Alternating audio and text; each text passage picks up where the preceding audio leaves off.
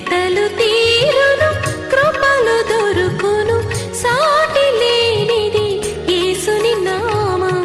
యేసునామమే మధురం, మదిలో తలచిన ధన్యం. యేసునామమే మధురం.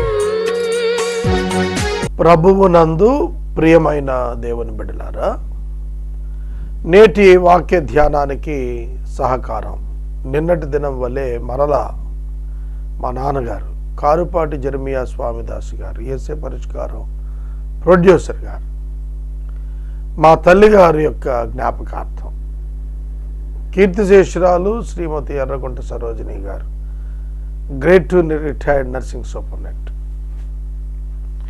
వారి యొక్క జ్ఞాపకార్థం ప్రతి మాసం 17వ తారీఖు గత 3 సంవత్సరాలుగా సహకారాన్ని ఇస్తున్నారు. నిన్నటి దినం మా సోదరుడు కారుపాటి సుధాకర్ ప్రభువును నిద్రించిన సందర్భం. ఇవాళ మా అమ్మగారిని జ్ఞాపకం చేసుకుంటూ నేను గత దినం చెప్పాను, మా కుటుంబంలోనే ఒక సంవత్సరంలో నియర్లీ 50 ఎపిసోడ్స్ మా ఒక్క ఫ్యామిలీలో, మా నాన్నగారు, మా 2 అక్కలు కుటుంబాల్లో ఇస్తూ వస్తున్నారు. దేవుని కృప. మీరు కూడా ప్రసారం సహకారం అందించండి. ప్రార్థన చేసుకుందాం. మమ్మలను మిక్కిలుగా ప్రేమిస్తున్న మా ప్రియ పరలోకపు తండ్రి, మీకు వందనాలు. మీ దాసురాలు మా తల్లిగారు కీర్తిశేషురాలు ఎర్రగుంట సరోజిని గారిని మీ సన్నిధికి తీసుకుని ఉన్న దినాన్ని జ్ఞాపకం చేసుకుంటున్నాము. 2.5 సంవత్సరాలు మీరు మమ్మల్ని కాపాడారు. మీ కృపలో మీ దాసురాల్ని జ్ఞాపకం చేసుకుని విశ్రాంతిలో ప్రవేశపెట్టారు. కృతజ్ఞతలు. క్రీస్తు రాకడలో మేము కలుసుకుంటామనే నిరీక్షణ మాకు ఇచ్చారు. మీకు వందనాలు, స్తోత్రాలు. మీ దాసుడు మా తండ్రి గారు ఇచ్చిన సహకారమును బట్టి మీ దాసుని ఆశీర్వదించి ఘనత మహిమ ప్రభావాలు మీరు పొందండి, మహిమ పొందండి. యేసు క్రీస్తు ప్రభు వారి శుభనామంలో మా ప్రేక్షకులను సమర్పించి వేడుచున్నాం తండ్రి, ఆమేన్. ప్రియమైన దేవుని బిడ్డలారా, పరిశుద్ధుడైన పౌలు గారు తిమోతి అను తన ప్రియ శిష్యుడు, ప్రియ ఆత్మీయ కుమారునికి వ్రాసిన 2వ పత్రిక 2వ అధ్యాయము మీ ఎదుట ఉంచుకోనండి. నిన్నటి దినం 1వ వచనము 3వ వచనము కలిపి చదివాము. మధ్యలో 2వ వచనాన్ని ఆపాం. నా కుమారుడా తిమోతి, దేవుని కృప వలన, క్రీస్తు యొక్క కృప వలన నువ్వు బలవంతుడు అవ్వు. ఎందుకంటే మంచి సైనికుల్లాగా శ్రమ అనుభవించు. ఈ 2 కనెక్ట్ చేసుకుని మాట్లాడాము. ఇవాళ 2వ వచనం వివరణ ఇస్తాను అని చెప్పాను. 2వ కొరింథీ పత్రిక, పౌలు గారు కొరింథీయులకు రాసిన 2వ పత్రిక 1వ అధ్యాయం 4 నుంచి 8 వచనాల వరకు మీరు చదివితే శ్రమ అనే మాట 6 పర్యాయాలు, ఆదరణ అనే మాట 10 పర్యాయాలు కనిపిస్తుంది 4 వచనాల్లోనే. శ్రమ కారణము ఇతరుల ఆదరణకు, శ్రమకు కారణము మనము శ్రమను గుర్తించి తెలుసుకొని అర్థం చేసుకొని ఇతరుల శ్రమను గ్రహించి వారికి ఆదరణగా ఉండుటకు. శ్రమకు కారణము దేవుని ఆదరణను తెలుసుకొనుటకు, దేవుని స్వభావాన్ని తెలుసుకోవటానికి. కనుక శ్రమనందుట నాకు మేలైన అన్నాడు. ఎందుకు శ్రమ పడు అని చెబుతున్నప్పుడు, శ్రమ అనుభవించు అని చెబుతున్నప్పుడు ఆయన ఒక మాట చెప్పాడు. ఏంటంటే, నీవు అనేక సాక్షుల ఎదుట నా వలన వినిన సంగతులను ఇతరులకు నువ్వు బోధించుటకు సామర్థ్యము గల నమ్మకమైన మనుషులకు అప్పగించము. ఇక్కడ ఒక బెస్ట్ ఎగ్జాంపుల్ నీ లైఫ్ కావాలి తిమోతి. నీవు నన్ను ఎగ్జాంపుల్గా పెట్టుకున్నావు, నేను యేసుక్రీస్తుని ఎగ్జాంపుల్గా పెట్టుకున్నాను, రేపు ఇంకొకడు నిన్ను ఎగ్జాంపుల్గా చూడగలగాలి. ఇవి నా వలన నువ్వు విన్న సంగతులు, నీవు మరొకరికి బోధించేటట్లుగా ఇంకొకరికి ట్రైనింగ్ ఇవ్వమన్నాడు. How many generations? నా వల్ల విన్నావు, ఒకటో జనరేషన్. నువ్వు విన్నావు, రెండో జనరేషన్. నీ వల్ల వింటున్నవారు, మూడో జనరేషన్. వినబోతున్నటువంటి వాళ్ళు, నాలుగో generation. Paul is talking about 4 generations, including Christ 5 generations. క్రీస్తు నుండి నేను నేర్చుకున్నాను, నేను నీకు నేర్పిస్తున్నాను, నువ్వు మరొకరికి నేర్పించు, వాళ్ళు ఇంకోటి నేర్పిస్తారు, వాళ్ళు ఇంకోటికి నేర్పిస్తారు. ఇదే పాత నిబంధనలో మోషే అవలంబించిన పద్ధతి కూడాను. తండ్రి తన బిడ్డలకు తన చరిత్ర చెప్పాల, తన చరిత్రలో దేవుని గురించి చెప్పాల. అలాగే వచ్చింది బైబిల్ చరిత్ర అంతా కూడా ఆ విధంగానే వచ్చింది. పిల్లలకు తండ్రి నేర్పించేవాడు, యాజ్ ఇట్ ఈస్గా అది మళ్ళీ వాళ్ళు తర్వాత పిల్లలకి చెప్పేవాళ్ళు. కనుక హిస్టరీలో అన్ని పుస్తకాల రూపంలో, రచన రూపంలో రాలేదు. అవి ఒక్కొక్కరి తరము తర్వాత తరం వారికి పాస్ ఆన్ చేస్తూ వచ్చేవాళ్ళు. కాబట్టి పౌలు ఏం చెప్తున్నాడంటే, నా వలన నీవు నేర్చుకున్న సంగతులను. ఏం నేర్చుకున్నాడు? ఓన్లీ థియరీ పార్ట్ అయినా, ప్రాక్టికల్స్ కూడానా? Not only theory, practicals also. Internal and external practicals ఉంటాయి. Internal practicals and external practicals. Theory part ఇవి పరీక్షల్లో మనకు కనిపిస్తూ ఉంటాయి. అట్లాగే మనం internal and external practical life మనం కలిగి ఉండాలి. పౌలు అదే చెప్తున్నాడు, నేను నేర్చుకున్నాను. యేసుక్రీస్తు శ్రమలను చూసి నేను కూడా శ్రమ పట్టు నేర్చుకున్నాను. ఆయన పొందిన దెబ్బల చేత మనకు స్వస్థత కలుగుతున్నది. ఆయన శ్రమ మనకు ఆదరణకు కారణమైంది. ఆయన మరణం మనకు జీవానికి కారణమైంది. ఒక సేవకునిగా మన శ్రమ మరొకరి దీవెనకు కారణమవుతుంది, మరొకరి ఆదరణకు కారణమవుతుంది. అందుకని అన్నాడు, నీవు అనేక సాక్షుల ఎదుట నా వల్ల విన్నావు. నా వలన వినినటువంటిది ఇంకో జనరేషన్ అక్కడ ఉంది, నా వల్ల విన్న సాక్షులు కూడా ఉన్నారు. సాక్షులు ఎదుట చెప్పాను నీకు, సాక్షులు లేకుండా చెప్పలేదు. సాక్షుల మధ్య అన్నప్పుడు పౌలు గారు తను ఏదైతే బోధిస్తున్నాడో దానికి ఎవిడెన్స్ పెట్టుకున్నాడు. Not to judge Timothy, but to comfort and encourage him. తీర్పు తీర్చడానికి కాదు, తిమోతి పట్ల అభివృద్ధి చేయటానికి, ప్రోత్సహించడానికి సాక్షులు ఉంచాడు. ఇవాంజలిజం ఈ విధంగా వెళ్ళాలి. మా తర్వాత జనరేషన్ సువార్తను ఏమని చెబుతారు? మా ముందటి జనరేషన్ సువార్తను ఏ విధంగా ప్రజెంట్ చేశారు? ఇవాళ ప్రజెంటేషన్ ఆఫ్ గాస్పుల్ వీక్ అయిపోయింది, ప్రాస్పరిటీ గాస్పుల్ సక్సెస్ఫుల్గా వెళ్తుంది. కారణం ఏంటంటే మా తరం చేసిన తప్పు. మా తరంలో అంటే ఇప్పుడు నా జనరేషన్లో ఉన్నటువంటి సేవకులు సఫరింగ్ ఎక్స్పీరియన్స్లోనికి వెళ్లకుండా బయటకు వచ్చేసారు. ఒక ఎగ్జాంపుల్ చెప్తాను నేనండి. సీతాకోక చిలుకగా మారటం కొరకు గొంగళి పురుగు ఒక గూడు కట్టేసుకుని అందులో ఉండిపోతుంది 21 days.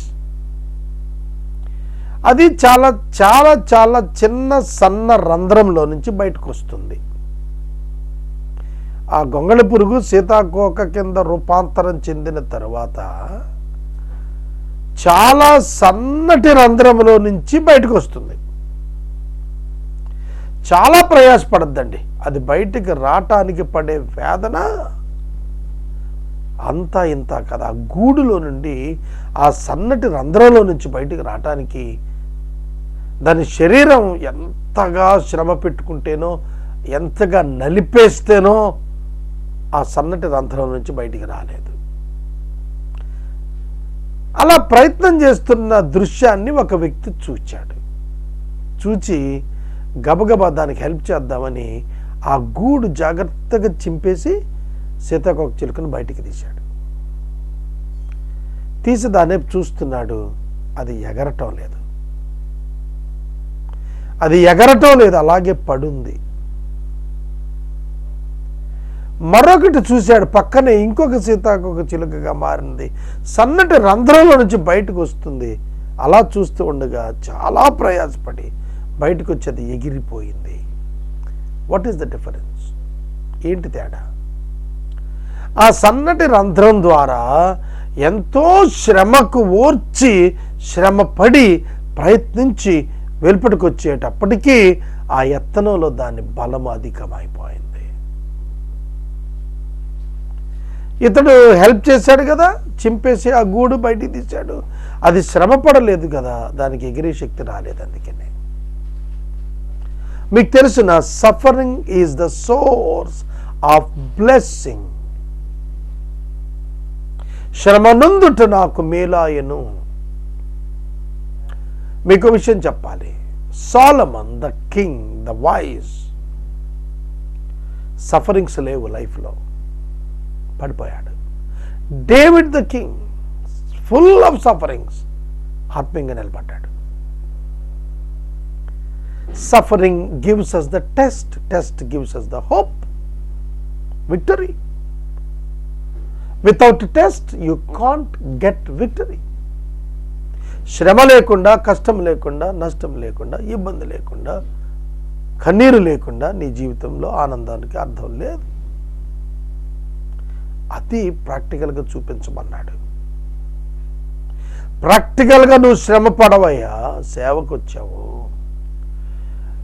మా జనరేషన్లో సేవకు వచ్చినప్పుడు మేము, అప్పట్లో పాస్టర్స్ ఎట్లా ఉండేవాళ్ళు అంటే మమ్మల్ని అసిస్టెంట్గా పెట్టుకునేవాళ్ళు.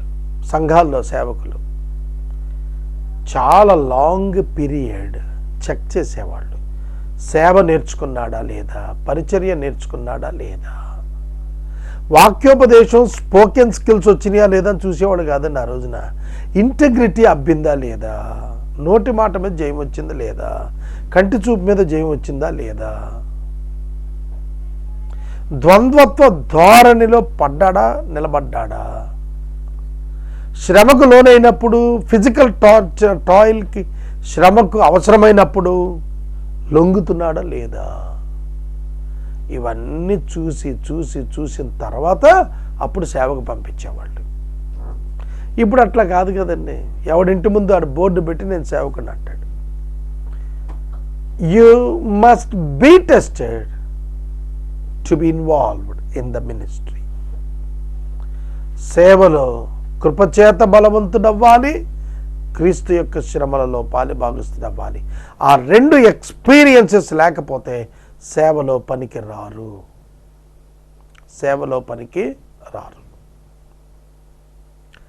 ఒక దైవ సేవకుడితో మాట్లాడుతున్నాను. చాలా సంవత్సరాలుగా మీరు సేవ చేస్తున్నారు, మీరు ఏమీ కూడా ఎస్టాబ్లిష్ చేసుకోలేకపోయారు. How you will live?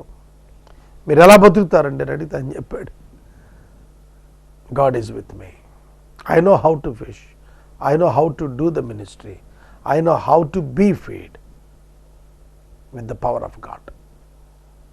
నా దేవుడిని నేను ఎరుగుదునండి, నన్ను సిగ్గుపరచు దేవుడు కాదని నాకు తెలుసు. నా దేవుడు నాకు ఆహారం ఇచ్చేవాడని నాకు నమ్మకం ఉన్నది, నా పోషణకర్త నాకు తెలుసు అన్నాడు. ఈ రాత్రికాల సమయంలో దేవుని వాక్యం చొప్పున నేను మాట్లాడుతున్నాను. సామర్థ్యము, నమ్మకము కలిగిన మనుషులు. దేనికి సామర్థ్యం, దేనికి నమ్మకత్వం? ఇతరులకు బోధించుటకు సామర్థ్యము, నమ్మకత్వము. సామర్థ్యము నమ్మకత్వము విషయంలో, సామర్థ్యము ఎఫిషియన్సీ, నమ్మకత్వం ఫెయిత్ఫుల్నెస్. చాలామందికి సామర్థ్యం ఉంది కానీ నమ్మకత్వం లేదు. అనేకులకు నమ్మకత్వం ఉంది కానీ సామర్థ్యం లేదు. Both must be needed friends. రెండు కావాలండి, రెండు కావాలి. సిలువలో ఒక అడ్డకర్ర, ఒక నిలువు కర్ర ఎలాగో ఇక్కడ కూడా మినిస్ట్రీలో సామర్థ్యము మరియు నమ్మకత్వము కలిగిన వారే సేవ చేస్తారు. సామర్థ్యం లేకపోతే సేవ చేయలేము, నమ్మకత్వం లేకపోతే సేవలో నిలబడలేము.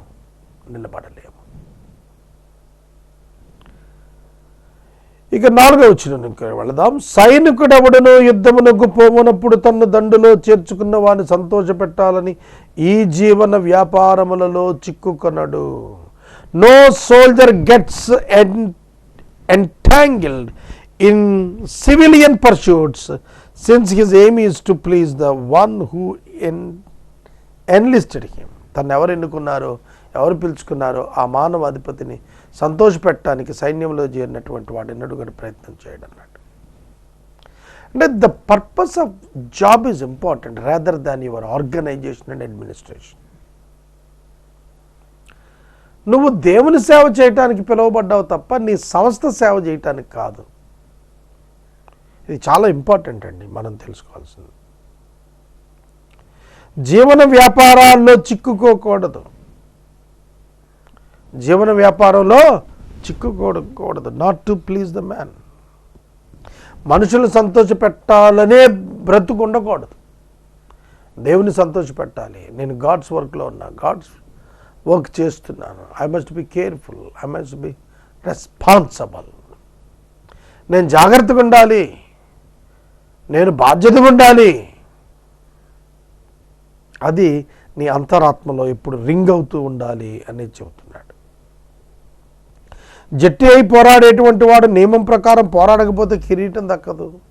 నియమం ఇంపార్టెంట్. ఒక గేమ్కి చాలా నియమాలు ఉంటాయి, ఒక ఆటకి కొన్ని రూల్స్ రెగ్యులేషన్స్ ఉంటాయి. అలాగే ప్రతి పోరాటానికి రెగ్యులేషన్స్ ఉంటాయి.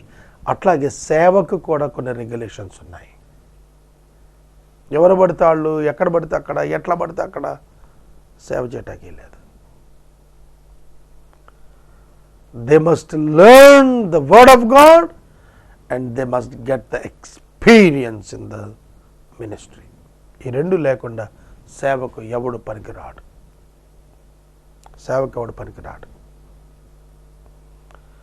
సేవ అంటే ఒక కూలి పని కాదు. దేవుని సేవ అంటే representing Christ in our life. యేసుక్రీస్తుని మన జీవితం ద్వారా కనపరుచుట నిజమైన సేవ. క్రీస్తుకు సాక్షులంగా బ్రతకటమే నిజమైన సేవ. క్రీస్తు నీకు చేసిన దానిని పంచుకొనగలగటమే నిజమైన సేవ. ప్రజలను ప్రేమించటం, నిన్ను నీవు సమర్పించుకోవటం నిజమైన సేవ. వాక్యం అర్థం కావాలండి.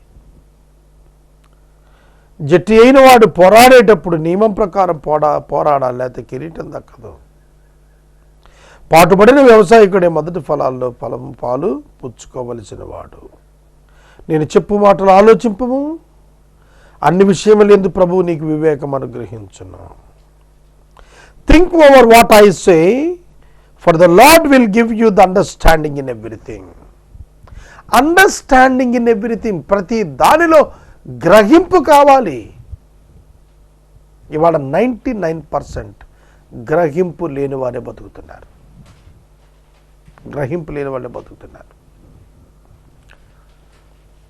ఇవాళ లోకంలో చూసినా కూడా గ్రహింపు లేని వాళ్ళు అధికంగా కనిపిస్తున్నారు. నేను ఇవాళ మార్నింగ్ ఒక అసెంబ్లీ వీడియో చూశాను. అసెంబ్లీ వీడియోలో సీఎం గారు నవ్వుకు కారణాలు చెప్పాడు. చంద్రబాబు గారు నవ్వుకు కారణాలు చెప్పినప్పుడు ఒక కారణం ఏం చెప్పాడు, ఏమీ తెలియకపోయినా నవ్వుతారు అని చెప్పాడు. ఏమీ తెలియకపోయినా, అర్థం కాకపోయినా నవ్వుతారు అని అన్నాడు. It's one kind of deceit అని చెప్పుకొచ్చాడు. ఏమిటి అందులో అర్థం మనం గ్రహించాల్సింది? తనను తాను మోసగించుకుంటూ కూడా ఎదుటివాడిని మోసం చేయాలనే ఒక ఆలోచన. దేవుని వాక్యంలో మనకేం చెబుతున్నాడు తెలిసిన, ఆలోచించు, గ్రహించు, వివేకం కలిగి ఉండు అంటున్నాడు. గ్రహించకుండా గ్రహించినట్టుగా నటించి, ఆలోచించకుండానే అంతా నాకు తెలుసన్నట్టుగా భావించి, వివేకము లేకుండానే నేను అంతటోడు లేడని నువ్వు భ్రమించితే నష్టం ఎవరికి? నీకు, నీ పనికే నష్టం, మరొకరికి కానే కాదు. అందుకే పౌలుతో చెప్పాడు, నేను చెప్పు మాటలు ఆలోచింపు. Think over what I say. Think over. Don't trust, don't believe, don't depend. You must think and take the decision. You think over. 2, ప్రభు నీకు ఆలోచన ఇస్తాడు, వివేకం ఇస్తాడు. నా సువార్త ప్రకారము దావీదు సంతానములో పుట్టి మృతులలో నుండి లేచిన యేసుక్రీస్తుని జ్ఞాపకం చేసుకున్నాము. నేను నేరస్తుడనే ఉన్నట్టు ఆ సువార్త విషయం సంకటతో బంధించబడి శ్రమ పడుతున్నాను. అయినను దేవుని వాక్యం బంధించబడి ఉండలేదు. యేసుక్రీస్తుని జ్ఞాపకం చేసుకోమంటున్నాడు. దావీదు సంతానంలో పుట్టి మృతులలో నుండి పునరుద్ధానుడయ్యాడు. రిజరక్షన్. సామెతలు 10:7 అంటాడు, నీతిమంతుని జ్ఞాపకం చేసుకున్నట ఆశీర్వాదకరమగును. నీతిమంతుడు ఒక్కడు లేడు, యేసుక్రీస్తే నీతిమంతుడు. యేసుక్రీస్తుని జ్ఞాపకం చేసుకోమని పౌలు తిమోతితో మాట్లాడుతున్నాడు. ఎందుకు జ్ఞాపకం చేసుకోవాలి? దావీదు సంతానములో పుట్టాడు, మృతులలో నుండి లేచాడు. యేసుక్రీస్తు ప్రభు దేవుడు, ఆయన జ్ఞాపకం చేసుకో. ప్రసంగి గ్రంథంలో సొలొమోను గారు 11వ అధ్యాయం చివరి వచనం చెప్తాడు, నీ బాల్య దినములు యందే నీ సృష్టికర్తను నీవు జ్ఞాపకము చేసుకో. జ్ఞాపకం చేసుకోవాలి, నీ సృష్టికర్తను జ్ఞాపకం చేసుకో. You must remember your maker.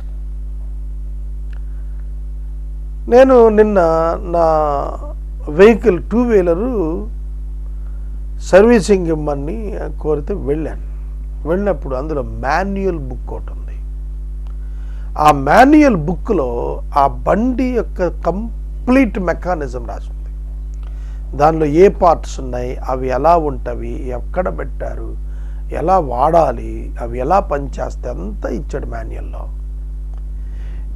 Manual is nothing but the maker's notes on the vehicle.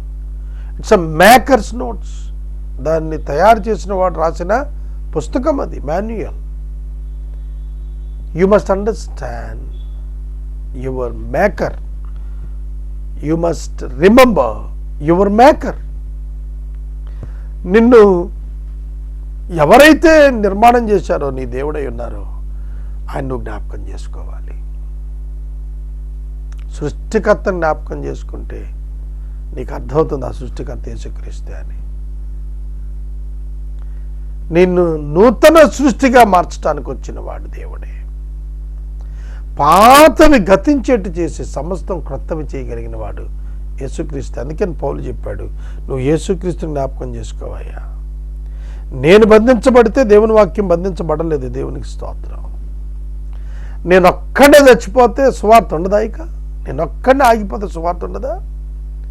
పౌలు లేకపోతే ఇక సువార్త ఉండదా అంటే ఎందుకు ఉండదు? పౌలు అదే చెబుతున్నాడు, నేను సంఖ్యలలో ఉండి బంధించబడి శ్రమ పడుతున్నాను, అయినా పర్వాలేదు, నేను బంధించబడ్డాను కానీ వాక్యము బంధించబడలేదు. వాక్యమును బంధించువాడు లేడు, బంధించగలిగిన వాడు లేడు.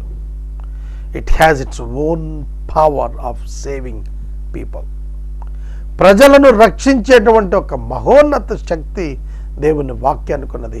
ఆ వాక్యము వెలుగునిస్తుంది, ఆ వాక్యము శక్తినిస్తుంది, ఆ వాక్యము జీవాన్ని ఇస్తుంది.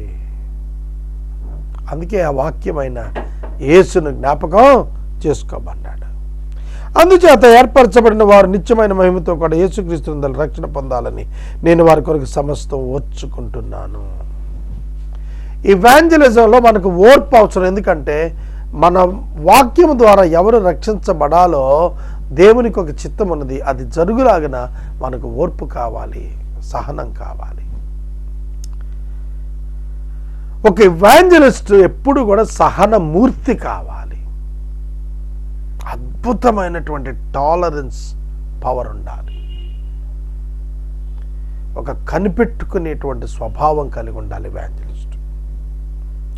అదే చెప్పాడు, ఏర్పరచబడిన వారు నిత్యమైన మహిమతో కూడా యేసుక్రీస్తు రక్షణ పొందాలని నేను వారి కొరకు సమస్తం ఓర్చుకుంటున్నాను. ఈ మాట నమ్మదగినది. ఏమిటంటే మనం ఆయనతో కూడా చనిపోయిన వారం అయితే ఆయనతో కూడా బ్రతుకుదుము. ఆయన జ్ఞాపకం చేసుకున్నప్పుడు ఏం జ్ఞాపకం చేసుకుంటున్నావు? నువ్వు ఆయనతో కూడా చనిపోయావు అనేది జ్ఞాపకం చేసుకుంటే నువ్వు ఆయనతో కూడా బ్రతికావు అనేది కూడా జ్ఞాపకానికి తెచ్చుకోవచ్చు. ఏది విత్తావో అదే కోస్తావు అని అక్కడ మనకు అర్థమవుతుంది. మనం ఆయనతో కూడా చనిపోతే ఆయనతో కూడా బ్రతుకుతాం. సహించితే ఏలుతాము. ఎరుగనంటే ఆయనను ఎరుగనంటే మనల్ని ఆయన ఎరుగను అని అనును. మనము ఆయనను ఎరుగను అని అంటే ఆయన కూడా నేను నాకు తెలియదు అంటాడు. దేవదూతలు ఎదురు ఆయన కూడా నిన్ను ఒప్పుకోడు. రెసిప్రోకల్ అంటాము. ఆయన మనం ఏం చేస్తే అది చేస్తున్నాడు. ఈ మాట నమ్మదగినది. మనం ఆయనతో చచ్చిపోయామా ఆయనతో లేపబడిన వాళ్ళు అవుతాము.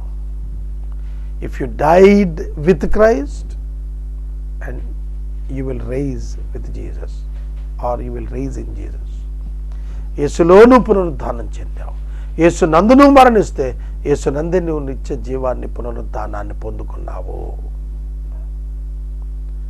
ఈ సమయంలో దేవుని వాక్యం వింటున్న ప్రతి ఒక్కరు గుర్తించాల్సిన మాట ఏమిటంటే పౌలు గారు కోరుతున్నది మనము సహించితే ఆయనతో ఏలుతాము.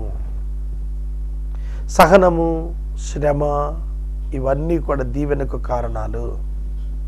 క్రైస్తవుడు దీన్ని అర్థం చేసుకుంటాడు. మనకు శ్రమలు విస్తరించిన మన నుండి ఆదరణ విస్తరించాలి. శ్రమలు విస్తరించినప్పుడు మనం ఆనందించాలి. ఎందుకంటే మన ఆత్మీయ జీవితం గాడిలో పడుతోంది అని, ఒక చక్కటి సిస్టంలోకి వస్తుందని మనం ఆనందించాలి. రేపటి వాక్య భాగంలో 13వ వచనం చెబుతాను. నేటి వాక్య భాగానికి ప్రసార సహకారం మా నాన్నగారు కారుపాటి జర్మియా స్వామిదాస్ గారు, మా అమ్మగారు కీర్తి శేషురాలి Srimathi Erragunta Sarojini, retired grade 2 nursing superintendent. అమ్మ జ్ఞాపకార్థం నాన్నగారు సహకారం ఇచ్చారు. నాన్నగారికి దేవుడు మంచి ఆరోగ్యము, శతాధిక ఆయుష్ దయచేయనట్లు ప్రార్థించండి. మమ్మల్ని మిక్కిలిగా ప్రేమిస్తున్న మా తండ్రి మీకు వందనాలు, స్తోత్రాలు. మీ దాసురాలు మా తల్లి గారిని మీ సన్నిధికి తీసుకొని మీ యందు విశ్రాంతిలో ఉంచారు. ప్రభువా, మేము ఒక దినాన్ని దగ్గరికి వచ్చేస్తాము, లేదా మీరే మా దగ్గరికి ఒక దినాన్ని వచ్చేస్తున్నారు. ఈ నిరీక్షణతో జీవించడానికి సహాయం చేయండి. యేసు దివ్య నామమున ప్రార్థిస్తున్నాం తండ్రి, ఆమేన్. తండ్రి దేవుని ప్రేమ, కుమారుని యేసయ్య కృప, పరిశుద్ధాత్మ దేవుని యొక్క అన్యోన్య సహవాసం సదాకాలం మనందరికీ తోడైండును గాక. ఆమేన్.